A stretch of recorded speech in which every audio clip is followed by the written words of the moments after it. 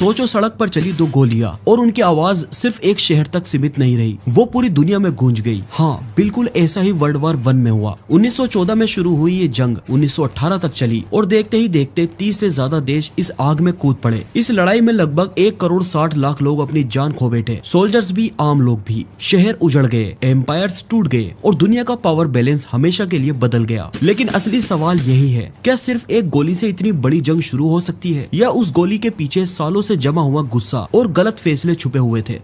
जिसमें देशों ने सीक्रेट ट्रीटीज साइन कर रखी थी, यानी अगर एक देश पर हमला होता है तो उसके दोस्त भी ऑटोमेटिकली वार में कूद पड़ेंगे। बाल्कन्स रीजन में नेशनलिज्म का गुस्सा और ज्यादा था, क्योंकि वहाँ रहने वाली कई एथनिक कम्युनिटीज अपना अलग देश बनाना चाहती थी। सर्बिया इन मूवमेंट्स को सपोर्ट करता था, जबकि ऑस्ट्रिया हंगरी चाहता था कि उसका कंट्रोल बना रहे। इसी बीच 28 जून 1914 को ऑस्ट्रिया हंगरी के crown Prince arch Duke Franz Ferdinand अपनी वाइफ के साथ सारायोवो के विजिट पर गए, जहाँ एक सर्बियन नेशनलिस्ट ने उनकी हत्या कर दी। ये गोली सिर्फ आदमी को नहीं बल्कि पूरी दुनिया को हिला देने वाली थी। ऑस्ट्रिया हंगरी ने इस मर्डर का जिम्मेदार सर्बिया को माना और उसे बहुत स्ट्रिक्ट अल्टीमेटम दिया। सर्बिया ने ज्यादा शर्तें मान ली, लेकिन कुछ पॉइंट्स पर मना कर दिया, जिसके बाद ऑस्ट्रिया हंगरी ने सर्बिया पर अटैक कर दिया। सर्बिया के सपोर्ट में रशिया आ गया। रशिया के खिलाफ जर्मनी खड़ी हो गई। जर्मनी ने फ्रांस पर हमला किया और बेल्जियम के रास्ते से जाने पर ब्रिटेन भी वार में शामिल हो गया। कुछ ही हफ्तों में लोकल कॉन्फ्लिक्ट एक ग्लोबल वार बन चुकी थी। इस जंग में सिर्फ 4 सालों में लगभग 1 करोड़ 60 लाख लोग मारे गए, जबकि 2 करोड़ से ज्यादा लोग घायल हुए।